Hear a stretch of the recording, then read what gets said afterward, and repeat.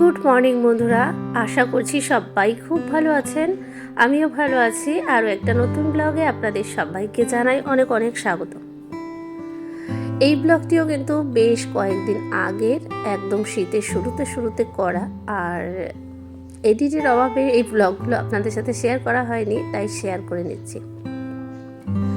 সকাল সকাল স্নান করে পুজো করে নিলে যেন মনে হয় আমাদের দিনের বেশিরভাগ কাজটাই হয়ে গেছে, কারণ পুজো করাটা একটা ভীষণ আর কি আমার মনে হয় ইম্পর্টেন্ট কাজ। সেই কাজটা যখন হয়ে যায় তখন মনে হয় যে আর কোনো কাজই নেই। তো এই দিনটাও ছিল ঠিক সেরকম।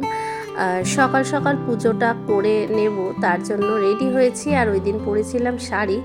সকালবেলায় রেডি হওয়ার সময় থেকেই আপনাদের সাথে ভিডিওটা শেয়ার করছি চান করে। তো দেখুন, এখানে এখন পুজো করতে বসে গেছি, আর ভিডিওটা একটু ফাস্টই করে দিলাম, কারণ ভিডিওটা আর কি সেট করার অভাবে ঠিকঠাক ডিটেলসে কাজগুলো দেখাতে পারছি না বলে একটু ফাস্ট করে দিলাম। কারণ পুজো তো আমরা সবাই করি, আর নিয়মটা ঠিক একই। এখন চন্দন বেটে নিচ্ছি। আর আমার পুজোর জায়গাটা এরকম ছিল তখন, আমার খাটটা তখনও আসেনি, নতুন যে খাট সেই ভিডিও তো আপনারা অনেক আগেই দেখে নিয়েছেন। তো সেই সময়ের আর কি ভিডিও। তো আমার ছোট্ট মেয়ে আর কি ক্যামেরাটা ওই দিন ধরে দিচ্ছিল, ওকে একটুখানি ইনস্ট্রাকশান দিচ্ছিলাম যে কী করে ধরতে হবে। তো ছোট মানুষ অতটাও পারে না, যেটুকু পারে সেটুকুই আর কি ও করেছে। তো কিছু করার নেই, যা করেছে সেটাই অনেক। আসল কথা, আমার ভিডিও যারা ডেলি দেখেন তারা জানেন যে আমি কতটা আর কি ঝামেলার মধ্যে ব্লগগুলো বানাই। যদিও সবারই পারিবারিকভাবে বিভিন্ন কাজ থাকে, তারপরেও এই ব্লগ বানানো, এবং আমার আরও একটি চ্যানেল আছে যেটাতে আগে আমি অনেক আগে ব্লগ বানাতাম, কিন্তু সেটাতে আমি এখন গান, কবিতা এই সমস্ত পোস্ট করি। তো সেই চ্যানেলটা আমার মনিটাইজ। তো সেই চ্যানেলটার ভিডিও রেডি করতে হয় মাঝে মধ্যে, মানে মোটামুটি চেষ্টা করি সপ্তাহে 2-3টে ভিডিও দেওয়ার, ডেলি দেওয়ার হলে ভালো, কিন্তু সেটা সম্ভব হয় না। যার জন্য কিন্তু আমার এই চ্যানেলটাও, ব্লগ চ্যানেলটাও কিন্তু সেভাবে আর কি সব ভিডিও দিয়ে উঠতে পারি না। তো এইটাই ডেলি ব্লগ চ্যানেল, কিন্তু আমার ব্লগের মধ্যে গাছপালা, গার্ডেনিং এগুলোই বেশি থাকে। আর যেদিন যেদিন সম্ভব হয় সেদিন ঘরের কিছু কাজ আপনাদের সাথে শেয়ার করি। তো এটাও তাই, আমার পুজোটা আমি আপনাদের সাথে শেয়ার করব অনেক দিন আগেই আমার আর কি ইচ্ছে ছিল, কিন্তু সেটা হয়ে ওঠে না ঠিকঠাক। তার জন্য কিন্তু আমি আজকে পুজোটা শেয়ার করছি। তো যাই হোক, আপনারা যারা ভিডিওটি দেখছেন তাদের যদি আমার ভিডিওর কোনো অংশ ভালো লেগে থাকে অবশ্যই ভিডিওর একটা লাইক করে কমেন্ট করবেন, আর আমার চ্যানেলটি সাবস্ক্রাইব করে নেবেন। নতুন নতুন কন্টেন্ট অবশ্যই আপনাদের ভালো লাগবে। এইখানে আমি এসেছি একটা বাগানের জন্য একটা জিনিস অর্ডার করেছিলাম। তো এটা খুবই একটা প্রয়োজনীয় জিনিস গাছে জল দেওয়ার ক্ষেত্রে। অনেকেরই আছে, অনেকের এখনও নেই। তো না থাকলে আপনারা কোনো ভাবে ডিআইওয়াই করেও এরকম একটা আর কি বড় পাত্র কেটে বানিয়ে নিতে পারেন। তো আমি আর ওই সমস্ত পেরে উঠবো না, কারণ সেটার অনেক ঝক্কি আছে, তাই আমি একেবারে অর্ডার করে নিলাম। জিনিসটা একটু বেশি দাম মনে হলেও আমাদের ক্ষেত্রে, কারণ 170-75 এরকমের কমে তো পাওয়া যায় না, সেরকমই দাম পড়েছে। তবু জিনিসটা মজবুত, আর মেন এক ব্যারেল ভরে নিলে একেবারে মানে পাত্রটা, তো গাছে ওয়াটারিং করার ক্ষেত্রে এই সুবিধা হয় কি, গাছগুলো এই যে গরমের সময় বা যে কোনো সময় গাছের স্নান করাও হয়ে যাবে, গাছে ওয়াটারিং হয়ে যাবে। কারণ গাছগুলোকে যদি পাতা ধুইয়ে দেওয়া হয় মাঝে মাঝে, তাহলে কিন্তু গাছগুলোর স্বাস্থ্য ভালো থাকে।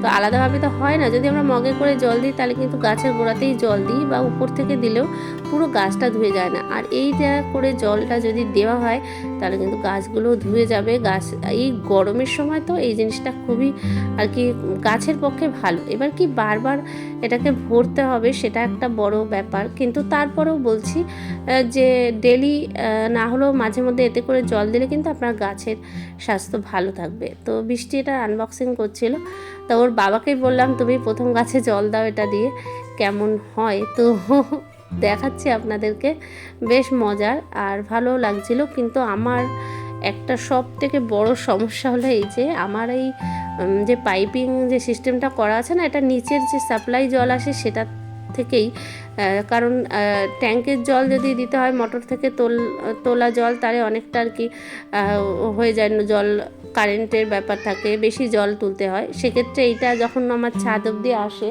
তো সেই জন্য চেষ্টা করি আমি এই জলটা দিয়ে। কিন্তু এত পরিমাণ ছ্যাদলা মানে আসে যে এরকম, মানে বুঝতে পারছেন নিশ্চয়ই, নোংরা, সেইগুলো এসে না আমার এই ওয়াটারিং এই পাত্রটার মুখটা জাম হয়ে যাওয়ার একটা বিশাল বড় আর কি সম্ভাবনা, বা জাম হয়ে যায়। তো সেক্ষেত্রে আমার কিন্তু বারবার সেটাকে ধুয়ে আবার পরিষ্কার করতে হয়। যদি জলে কোনো আয়রন বা এরকম নোংরা না থাকে, তখন কিন্তু আপনাদেরকে এই সমস্যাটার সম্মুখীন হতে হবে না, তখন খুব সুন্দরভাবে জল বেরোবে। কিন্তু কোনো কিছু ওই টাইপের ছেদলা টাইপের জিনিস আর কি যদি মুখের মধ্যে আটকে যায়, ওই যে ফোয়ারা মানে শাওয়ার সিস্টেমটা রয়েছে, তো সেখান থেকে আর জল বার হবে না। এটা একটা বড় সমস্যা, এবং আমার এই সমস্যা আছে। তবু চেষ্টা করব ভালোভাবে এটাকে ধুয়ে দেখে দেখে ব্যবহার করার, দেখি তাহলে কেমন হয়। দেখুন এখন গাছে জল দিচ্ছে ওর বাবা, আর আমার তো দেখে খুব ভালো লাগছে। গাছগুলো স্নানও হয়ে যাচ্ছে, পাতার নোংরাগুলোও ধুয়ে যাচ্ছে, আর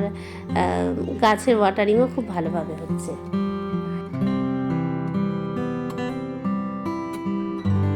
আসলে গাছের সাথে সময় কাটাতে আমার কিন্তু আজকাল খুব ভালো লাগে, কিন্তু যে পরিমাণে আস্তে আস্তে রৌদ্র বেড়ে যাচ্ছে, এখন গরম চলে এসছে, তো গরমের সময় কিন্তু আর বেশি গাছদের সাথে সময় কাটাতে পারবো না। এটা যদিও আগের ভিডিও, তবু আমি এখনের ভয়েস দিচ্ছি, তো এখনের কথাটাই আপনাদেরকে বলছি। তো ছাদে তো মানে যাওয়াই দায় হয়ে যায়, 9টার দিকেই আর দাঁড়ানো যায় না। এটা হচ্ছে পরে একদিনের ভিডিও।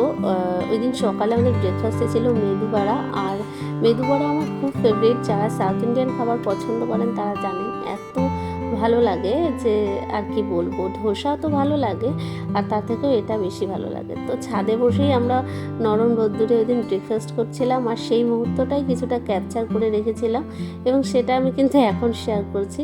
সত্যি এরকম যদি ছাদ বাগান থাকে, আর সেখানে বসে এরকম নরম রোদ্দুরে ব্রেকফাস্ট করা বা লাঞ্চ করার কিন্তু মজাই আলাদা। আর ছোট্ট একটা ছাদে কিন্তু রাত্রিবেলা পিকনিকের মতো সেরে নেওয়া যায়। এই মুহূর্তগুলো সত্যিই অসাধারণ লাগে আমার কাছে। আপনাদের কেমন লাগে অবশ্যই কমেন্ট করে জানাবেন। আজকের মতো ভিডিওটি এখানেই শেষ করছি। টাটা বন্ধুরা, ভালো থাকবেন।